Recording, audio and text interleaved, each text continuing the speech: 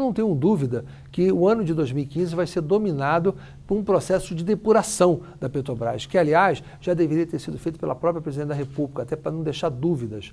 Eu, se fosse Presidente da República, teria demitido toda a diretoria da Petrobras e ter limpado... A presidente da Petrobras, inclusive? Inclusive, porque ela fez parte da diretoria em conjunto com o outro. Não estou dizendo que ela tenha culpa de nada, não, até acho que possa não ter, mas o processo de faxina que foi iniciado pela própria Presidente da República no início do seu governo, o melhor momento que ela tinha para fazê-lo seria agora. Seria no momento que surgiram... Mas agora, no meio da eleição? Não, agora eu digo nesse processo final, quando houve a delação premiada, quando ficou claro que havia um esquema de corrupção na Petrobras, até porque afasta todo mundo, coloca uma diretoria nova, seria uma forma de dar uma resposta à sociedade que não havia qualquer tipo de conivência. Depois, efetivamente apurado, conhecido os detalhes, e visto que aqueles que são inocentes levassem até para outros cargos do governo, o que fosse.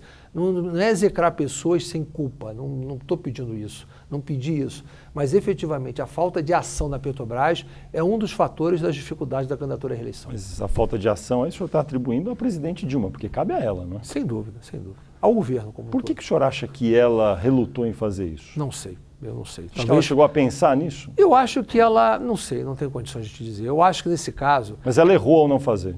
Não, na minha opinião, politicamente ela errou. Não estou dizendo que ela errou como um erro de conduta. Eu acho que é um erro político. Certamente ela deve ter, na concepção dela, como ela entende como séria a presidente da Petrobras, não quis fazê-lo para não macular a carreira de alguém que ela entende que não tem culpa no processo. Então, em nome disso, ela acabou prejudicando todo um contexto de avaliação da sociedade sobre a forma de combate a essa corrupção. Mas veja só, o senhor acha, lá para março ou abril, mais ou menos, quando as coisas começaram a aparecer, maio, se a presidente da República demite a diretoria inteira da Petrobras, o senhor imagina que o escândalo não poderia crescer ainda? Não sei, Fernando, você veja bem, você tem um diretor financeiro da Petrobras, é o mesmo desde a época do Gabriel, continua lá. O outro diretor que está no lugar do Paulo Roberto era gerente do Paulo Roberto. Então, o sistema, de uma certa forma, ele está viciado. Então, é preciso que se desse uma limpa, trouxesse talvez um grande empresário para presidir a Petrobras, um Gerdau da vida, alguém que tivesse relação, que fosse fora de qualquer contexto político. Você teria uma forma de dizer o seguinte, bom, vamos dar uma mudança nisso aqui. Depois que se apurar os verdadeiros, você recupera qualquer honra. Ninguém está pedindo para poder macular a honra de quem quer que seja. Eu não estou aqui acusando a presidente da Petrobras de ter qualquer tipo de participação do esquema, até que eu acredito que não tenha. Eu estou falando mais do ponto de vista político, de dar uma amostra à sociedade que você não está compactuando, que é nítido que é um esquema viciado dentro da Petrobras, ninguém tem dúvida disso. E esse é um dos fatores que estão levando a candidatura da presidente Dilma a ter dificuldades. Então, consequentemente, se você tivesse agido preventivamente a isso, esse tema teria saído do debate da eleição. Mas agora... Não, agora já é inócuo, né? Agora é inócuo. Agora não haveria mais como fazer isso. Falta agora pode até gerar oportunismo, né? Uhum. Pode até gerar a visão que foi oportunista. A gente não sabe quem vai ganhar a eleição, mas a gente sabe que não importa quem ganhe, no dia 1º de fevereiro, com um Congresso novo, vai chegar também ali dentro do Congresso o escândalo da chamada Operação Lava Jato, que tem dezenas, realmente no plural, de congressistas citados. Qual o impacto isso vai ter? Eu acho que vai ser um impacto enorme. Eu não sei se chegará até 1º de fevereiro. Eu acho que isso pode vazar antes. A minha previsão é que nós vamos terminar essa legislatura com essa CPI, que foi praticamente afundada pela própria delação, na medida que a CPI está a reboque, refém do conteúdo de uma delação que ela não conhece e qual não pôde averiguar, e o Congresso com prazo para terminar essa CPI, que é o prazo do fim da própria legislatura. Eu acho que certamente o novo Congresso vai começar a legislatura com uma nova CPI. Eu acho isso inevitável. Acabará acontecendo até para ter continuidade a um processo que foi abruptamente interrompido. Então, debaixo dessa CPI, e debaixo daquilo que for conhecido dessas delações, certamente respeitando o direito de defesa de cada um, dificilmente o Congresso, no início da legislatura, vai acobertar qualquer tipo de sujeira que seja efetivamente comprovada. Então, a tendência é que nós tenhamos um processo duro, de estresse. Pela sua experiência, pelo que é conhecido até agora, o senhor acha que é lícito imaginar que no ano que vem haverá renúncias ou cassações de mandatos? Depende se o conteúdo é verdadeiro com relação a parlamentares. Pela sua experiência, pelo cheiro aí das coisas. Depende se houver comprovação, né? Às vezes há muitas delações, tem que tomar um pouco de cuidado o seguinte, não há dúvida nenhuma que havia um esquema de corrupção muito forte dentro da Petrobras. Isso ninguém vai desmentir porque é público e notório. É evidente que esse esquema de corrupção está sendo desvendado pelo processo da delação premiada daqueles que estão fazendo nesse momento ou que já fizeram.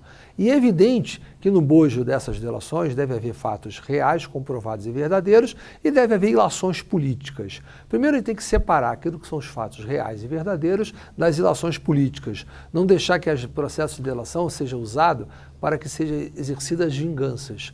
Separado isso, aquilo que efetivamente estiver envolvido em fatos verdadeiros poderá acabar em cassação, sim.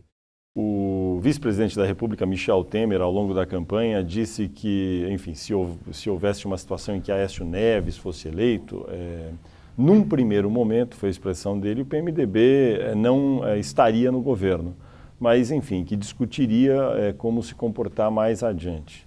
É isso mesmo? O senhor poderia elaborar um pouco mais como seria esse processo? Não, eu acho que é um processo que primeiro tem que depurar o que vai acontecer do resultado e depois, se a aliança que o PMDB levou a nível de convenção nacional fracassar, certamente aqueles que levaram a aliança sairão derrotados do processo e dificilmente serão eles que vão conduzir a discussão.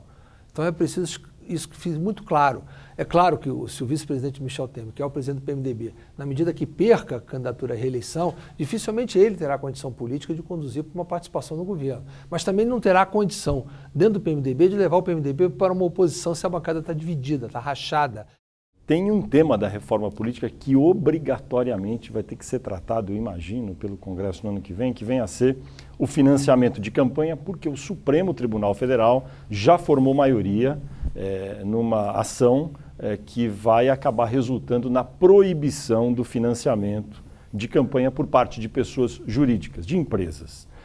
Está na mão do ministro Gilmar Mendes, que pediu vista do processo, mas ele já é minoria, já tem 6 votos no Supremo a favor de vetar o dinheiro de empresas. Então isso é líquido e certo, vai acontecer no começo do ano que vem, no máximo. Como que o Congresso deve reagir aí? Eu falei sobre isso no começo do programa. A decisão do Supremo vai implicar necessariamente que você tenha uma deliberação. Mas como é que o senhor acha que vai ser a deliberação? Bom, veja bem, se o Supremo vetar o uso de dinheiro de empresas no financiamento de campanhas eleitorais e mantiver o mesmo nível de campanha que tem hoje... Vetou já, né? Não, ele praticamente... Não, ele pode mudar os votos. Há sempre a possibilidade de mudar os votos. Já vi vários casos acontecer. Mas veja bem, além disso, se você mantiver o mesmo tipo de campanha eleitoral que você tem hoje, com a proibição de financiamento de empresas, você vai provocar uma enxurrada de caixadores nas campanhas eleitorais. Pois é o que dizem. E o que vai acabar acontecendo é que nós vamos mudar o Congresso para papuda, porque não vai ser uma circunstância absurda. Não tem condição nenhuma de fazer a campanha eleitoral do jeito que está, com financiamento de pessoas físicas.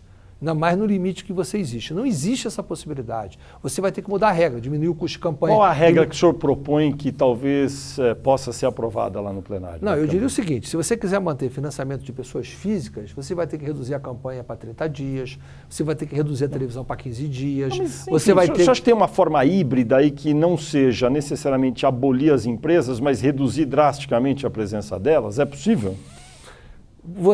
A presença ou não das empresas é importante se você conseguir reduzir o tamanho e o custo das campanhas. A presença das empresas é necessária porque o custo está elevado.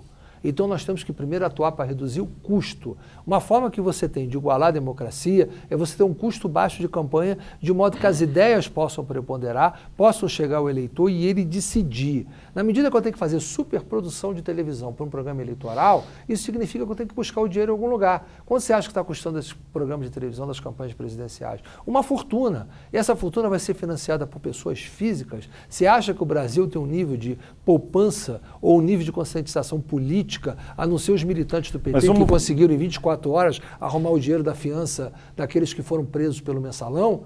Fora disso, ninguém consegue isso. Não vamos tapar o sol com a peneira. Essa medida só interessa hoje ao PT no governo.